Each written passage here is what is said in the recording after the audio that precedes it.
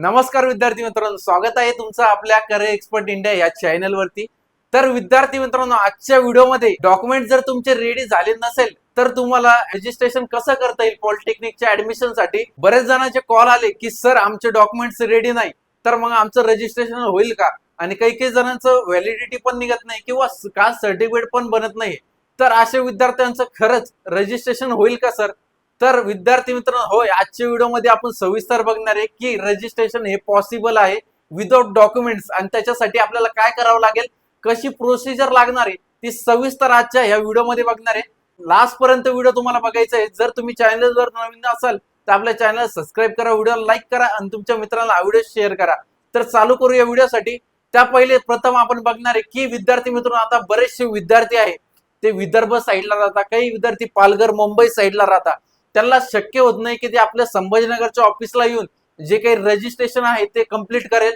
तर आता विद्यार्थ्यांसाठी आपण जे काही लांब लांब राहतात त्या विद्यार्थ्यांसाठी काय केलेलं आहे माहितीये का, की तुम्हाला फक्त काय करायचंय, डॉक्युमेंट्स व्हॉट्सअपला सेंड करायचे आणि तुमचं ऍडमिशन तुम्हाला घेऊन जायचंय। रजिस्ट्रेशन सुद्धा आपण करून देत असतो। तर विद्यार्थी मित्रांनो, त्याच्यासाठी करायचं काय आणि प्रोसिजर काय असणार ते सविस्तर बघून घ्या। यासाठी आपण विद्यार्थ्यांसाठी काय आणलेलं माहिती का, पॉलिटेक्निक ऍडमिशन गायडन्स 2026। हे तर तुम्ही मागच्या व्हिडिओमध्ये पण सांगितलं सर, पण आता या व्हिडिओमध्ये सुद्धा सांगताय। तर का विद्यार्थी मित्रांनो, कारण की बरेचसे जे विद्यार्थी आहे ते खूप लांब राहतात, त्यांना पॉसिबल होत नाही की ते आपल्या ऑफिसला येऊन व्हिजिट करणार आणि तुमचं रजिस्ट्रेशन करणार। आणि जी काही प्रवेश प्रक्रिया असते ती तर सगळी ऑनलाईनच असते, तर मग सर भेटायचं काही कारणच नाही। तर ऑनलाईनच प्रोसेसर आपण करत असतो। बरेचसे जे विद्यार्थी असतात आपले ते बरेचसे लांब विदर्भ साईड असतात किंवा मुंबई पुण्याचे असतात, तरी सुद्धा त्या विद्यार्थ्यांना आपण जे काही रजिस्ट्रेशन आहे ते अचूक पद्धतीने करून देत असतो आणि चॉईस फिलिंग सुद्धा करून देत असतो। म्हणजे जे काही कॉलेजेस ऍड करतो आपण, तुमच्या आवडत्या ब्रांच आणि आवडत्या कॉलेजमध्ये ऍडमिशन करून देत असतो। मार्क तुम्हाला कमी जरी असेल, 35 मार्काच्या वरती जरी तुम्हाला मार्क असेल, तरी सुद्धा तुमच्या आवडत्या ब्रांच आणि आवडत्या कॉलेजमध्ये तुम्हाला आपण ऍडमिशन मिळवून देत असतो।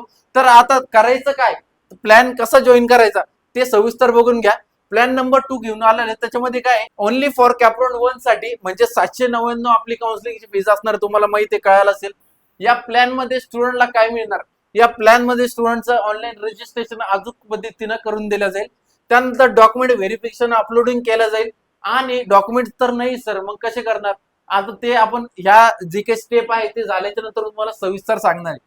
तर आता चॉईस फिलिंग स्ट्रॅटेजी सुद्धा आपण वापरणार आहे। त्यानंतर प्रिव्हियस इयरचे जे काही डिग्री वाईज आणि कॅप्रॉन 1 पासून 4 पर्यंत जे काही कट ऑफ गेलेले कॉलेजेसचे ते सुद्धा आपण पीडीएफ द्वारे प्रोव्हाइड करत असतो। आणि याच्यामध्ये 100% कॉलेज अलॉटमेंट गायडन्स देत असतो आपण विद्यार्थ्यांना। मेरिट बेसवर बेस्ट कॉलेज मिळवून देण्याचा आपण प्रयत्न करत असतो प्लॅन नंबर 2 साठी। आणि जो काही आपला जर तुम्ही प्लॅन 1 पाहिला त्याच्यासाठी आपण 100% आपण विद्यार्थ्यांना ऍडमिशन मिळवून देत असतो। या प्लॅन मध्ये 2000 आपली फीज असते, पण याला आपण विद्यार्थ्यांना एंड टू एंड सपोर्ट देत असतो। एंड टू एंड म्हणजे कसं सर, एंड टू एंड म्हणजे तुमचं रजिस्ट्रेशन पासून तर ऍडमिशन 100% होईपर्यंत आपण विद्यार्थ्यांना जे काही ऍडमिशन मिळवून देत असतो। तर विद्यार्थी मित्रांनो, आता पुढच्या स्टेप कडे वळूयात। जर आपल्याकडे डॉक्युमेंट नसतील तर रजिस्ट्रेशन कसं करायचं ते आता आपण जाणून घेणार सविस्तर। तर चला, तर आपण त्या प्रोसिजर बघणार आहे आपण आता कशी असणार आहे। तर आपण पीडीएफ फॉर्मॅट मध्ये तयार केलेले आहे। तर त्यामध्ये तुम्ही बघू शकता, पॉलिटेक्निक प्रवेश प्रक्रिया 2026, कागदपत्रे नसतील तर तरी प्रवेश अर्ज कसा भरायचा, मार्गदर्शन आता तुम्हाला सविस्तर आपण सांगणार आहे। तर त्यामध्ये फर्स्ट नंबरचं जे काही इंट्रोडक्शन आहे ते तर तुम्हाला सांगितलं मी, की डीटी म्हणजे डायरेक्टरेट ऑफ टेक्निकल एज्युकेशन ज्या नियमानुसार मूळ कागदपत्रे जर नसतील तर तुम्ही तुमचा प्रवेश अर्ज वेळेत सुरक्षित करू शकता। या माहिती पत्रिकामध्ये आम्ही त्याचीच अधिकृत आणि सोपी पद्धत सविस्तरपणे मांडली आहे। तर ती काय असणार ते बघून घ्या। आता सेकंड नंबरचा जो काही प्रोसेस आहे ते बघून घ्या। सुवर्ण नियम, अर्ज पावती, ऍप्लिकेशन रिसिप्ट ट्रिक कशी असणार ते बघा। आता जर तुम्ही आरक्षणाचा किंवा फी सवलतीचा फायदा घेण्यासाठी कोणत्याही प्रमाणपत्रासाठी ई सेवा केंद्रात अर्ज केला असेल आणि ते प्रमाणपत्र अजून मिळाले नसेल तर खालील प्रक्रिया फॉलो करा। म्हणजे काय फॉलो करायचंय तुम्हाला, पावती अपलोड करा। सोप्या भाषेत पावती अपलोड करायची आपल्याला। जर डॉक्युमेंट नसतील तर फक्त पावती अपलोड करून सुद्धा ई सेवा केंद्रातून मिळालेली अधिकृत अर्ज पावती, token, application receipt online form भरताना त्या प्रमाणपत्राच्या जागी अपलोड करावे। म्हणजे कसं, जर तुम्ही तुमचं कास्ट सर्टिफिकेट नसेल किंवा तुमचं नॉन क्रिमिनल बनायला टाकला असेल पण ते अजून आलेलं नाही, तर कसं त्याच्यासाठी काय करायचं, आपल्याला रिसिप्ट अपलोड करायची त्या ठिकाणी. तर ती कशी करायची ते बघून घ्या. आता एफसी केंद्र पडताळणी, एफसी व्हेरिफिकेशन, तुमचा फॉर्म ई स्क्रुटिनी म्हणजेच किंवा फिजिकल स्क्रुटिनी व्हेरिफिकेशन केला जाईल. पावती वैध असल्यास तुमचा फॉर्म तात्पुरता स्वीकारला जातो. म्हणजे जर पावती असेल तर तुमचा जो काही फॉर्म आहे तात्पुरता स्वीकारला जातो. आणि तात्पुरता प्रवेश म्हणजे प्रोव्हिजनल ऍडमिशन पावतीच्या जोरावर तुम्हाला मेरिट लिस्ट मध्ये स्थान दिले जाते. आणि पहिल्या काही कॅपराउंड मध्ये तुम्हाला सहभाग घेता येतो. म्हणजे पहिल्या कॅपराउंड मध्ये तुम्हाला सहभाग घेता येतो. आणि जे काही तिसऱ्या कॅपराउंड मध्ये तुम्हाला जे काही ओरिजिनल डॉक्युमेंट आहेत ते त्या ठिकाणी अपलोड करावं लागतं. बघून घ्या सविस्तर माहिती. आवश्यक कागदपत्रे आणि पावतीची मुदत. खालील तत्कालमध्ये कोणतेही कागदपत्रे आवश्यक आहेत आणि त्याच्या पावत्या कधीपर्यंत वैध राहतात माहिती दिली आहे. तर आता ते बघूया आपण. आता कोणते कोणते ते डॉक्युमेंट्स असणार आहे, कोणते ते कागदपत्र असणार आहे, त्याच्यानुसार आपण पावती अपलोड करू शकतो. सर्वात प्रथम आपल्या इथं जात प्रमाणपत्र म्हणजे त्याला आपण कास्ट सर्टिफिकेट असंही म्हणतो. तर त्याच्यासाठी पावती चालते का? होय, पावती अपलोड करू शकतात. बरोबर. त्यानंतर अंतिम मुदत डेडलाईन काय असणार त्याची?